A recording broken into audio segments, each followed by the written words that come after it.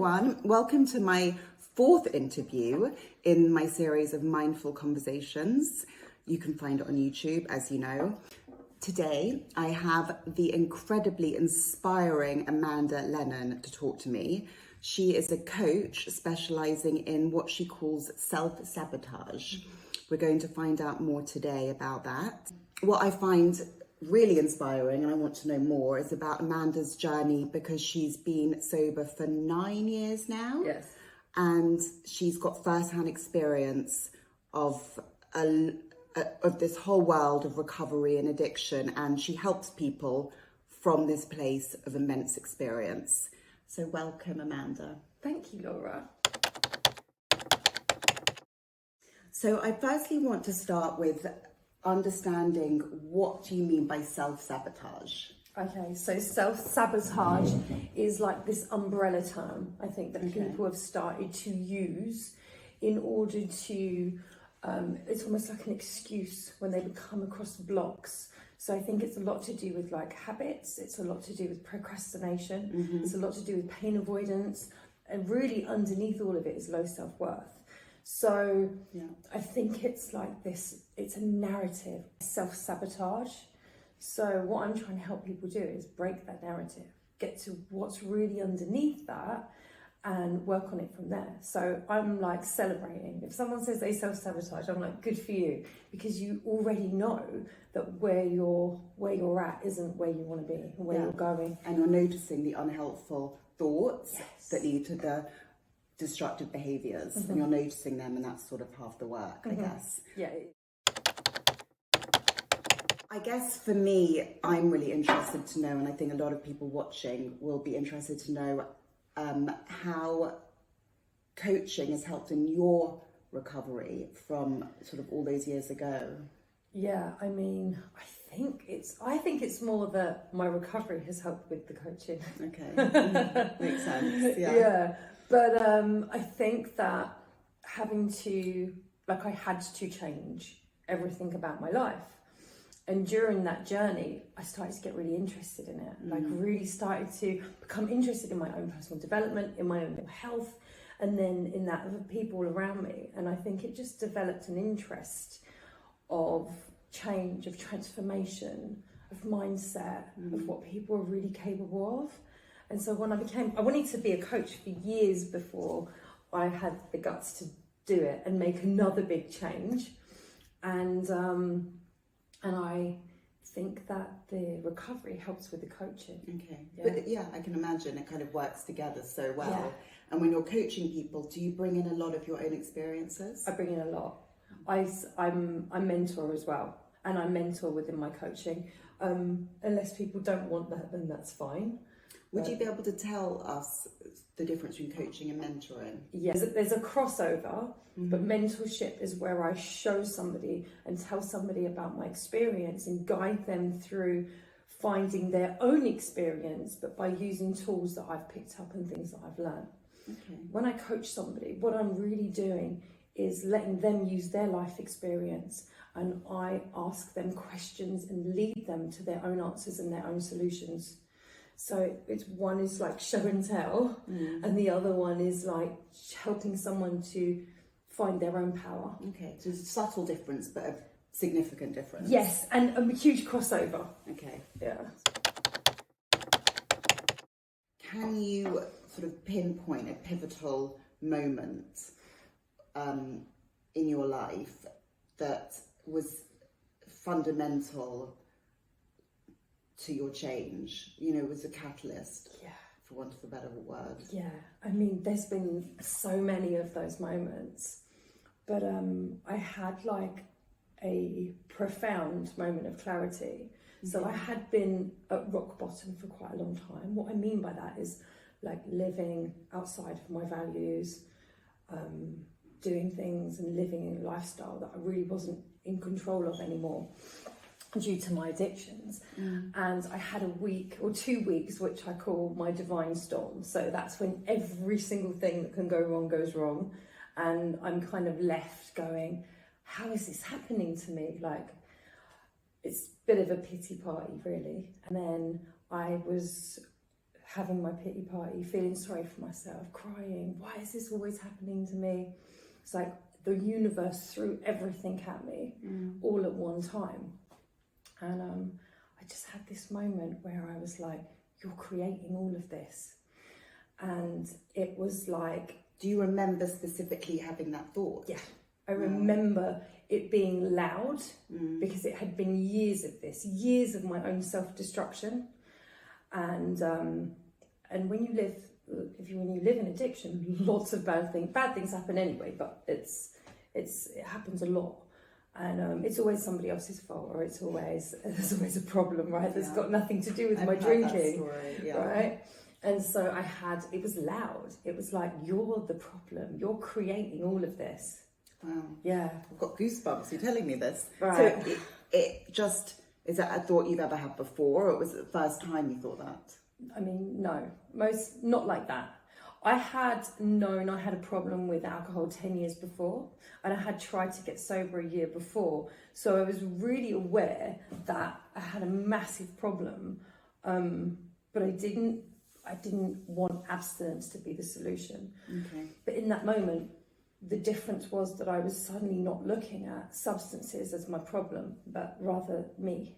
I was the problem. And so I thought, if I'm the problem, then maybe I can have the answers. Maybe I have the solution. Right. So do you think that means that in general, substances are not the problem? It's just the symptom? Absolutely. Yeah, I really believe that. Sometimes substances help for a long time. People treat their addiction or what's wrong with them. And so it becomes addictive because it works, right? And then it doesn't work anymore. And it's grim. Yeah. But the realization is also amazing. It's amazing. It's empowering. Yeah. I'm the problem is empowering. You know, it took a long time to get there. It took a lot of destruction for me to realise that. Yeah. But it was, everything I have now is hinged on that. But it's been 9 years. It's been 9 years. Does it feel like it's been a long time? Do you feel like it's sort of a different life? Oh, yeah. So I have like a before and after life. Yeah. Also, time changes. So when you're drunk most of the time, right, or hungover, and then you have 9 years of continuous sobriety, it's like time changes. Like the amount. How do you mean? The things that you can remember and the way that you put your life together, like everything changes. And there's nothing, I mean, not everything changes. I'm still me, but and that's been the most interesting part, really, like getting to know me again. But yeah, time is, it's really hard to describe, but it's a before and after life. I have a before and I can after understand though, just talking to you for only sort of 10 minutes, how speaking to somebody from your experience could help so much if they're going through similar issues, because what's better than, you know, someone that's had first-hand experience of all of this. Yeah. I want to ask you about sort of the bigger picture in terms of the drinking culture, because, you know, I've got young kids and I'm sure you've got, you know, people young very close to you. Yeah.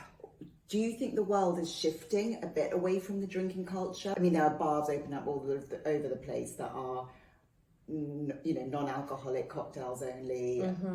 There's much more of awareness of health. Young people are exercising more. Do you believe that, or do you think that's only a very small proportion? I think it's two sides to it. I think that the younger generation, so I'm going to speak about, say, my nephew's age, which is like 17, 18, they're just way more sophisticated than we were. Well, we were out clubbing every night, right? Literally, yeah. Literally.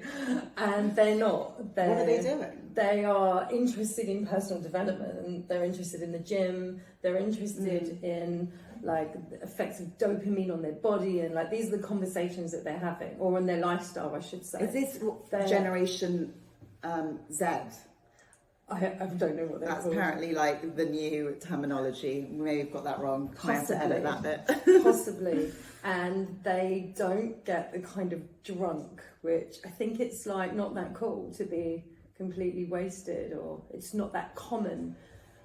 For us, drinking culture was really normal. It's really normal to go out every day and drink every night. You go to work, and then you drink. It's normal. Well, when we were younger, and Amanda and I kind of grew up in a very similar circle and went to the same clubs for decades, probably. A while. And it was a very different time. And it's good to hear that that's hopefully the younger generation is going towards slightly healthier ways. I think that they are. I mean, I think the issue of addiction is much wider. I think there's a lot of like social issues. I think there's a lot of problems around poverty and kids not having enough to do. And I think there's a lot of problems with cuts that have been made in the last 12 years to the addiction services in this country. Yeah. And I think the problem is much larger than the 17-year-olds that I'm blessed enough to be around. Yeah. So it's a lot to do with where you're coming from. I really think so, yeah. Even though I don't think addiction has any discrimination. I don't think it matters where you come from, whether you become an addict or not, but I do think that it's relevant to a lot of the social problems. Yeah, I agree with you. Very, very. So, obviously with social media so present for this younger generation, I also have, nieces that are that age, and, Instagram is a huge part of their life, as it is to a lot of ours. But, I'm trying to curate my Instagram and follow people that are in this industry, and that's what I like to do. But it's very hard to keep it in a framework that's healthy for you. So, what advice would you give your nephew, for example, about this sort of stuff? Is he on Instagram? He is on Instagram. First of all, he wouldn't listen to me because he's my nephew. Right? Yeah. But I mean, I would just say that social media to me is the same as every other kind of energy that you're engaging with. So whether it's food or television or what you're reading or the people you're around, your input is going to be your output. So if you've got lots of negative stuff and you're feeding into that, that's going to be part of your creation of who you are. So true. Right? And so if you're using it in a way to enlighten, to inspire, you can learn. So I learn stuff from social media. Me too, absolutely. And I follow some incredible inspirational people. Yeah. But you can also go down a rabbit hole and watch people and then feel not great about yourself. Yeah. So... Okay. So I unfollow anybody who talks about like diets or like specific body types or like anything extreme. I make sure that I don't want it in my psyche. I don't want to be looking at that kind of stuff. Yeah. We all have things that is our cause, right? Our triggers. Or what we want to be looking at, or what causes we want to be involved in, or which we don't. And I think it's important to know what's out there, as long as you're not plugged into it. Yeah. Because what you're plugged into, you're going to become like. Yeah. So. And also, I spoke a lot in one of my interviews with Carly, who you know, about taking a tech break. So I'm actually discussing a program at the moment of like a dopamine detox that would really include, like full tech breaks for people. Amazing. And I think the younger generation are probably more interested in that than we are as well. Yeah, I mean, I would be interested in that. Yeah. Because I think sometimes I just 24 hours of just nothing, but it's very hard to do that, with everything that's going on.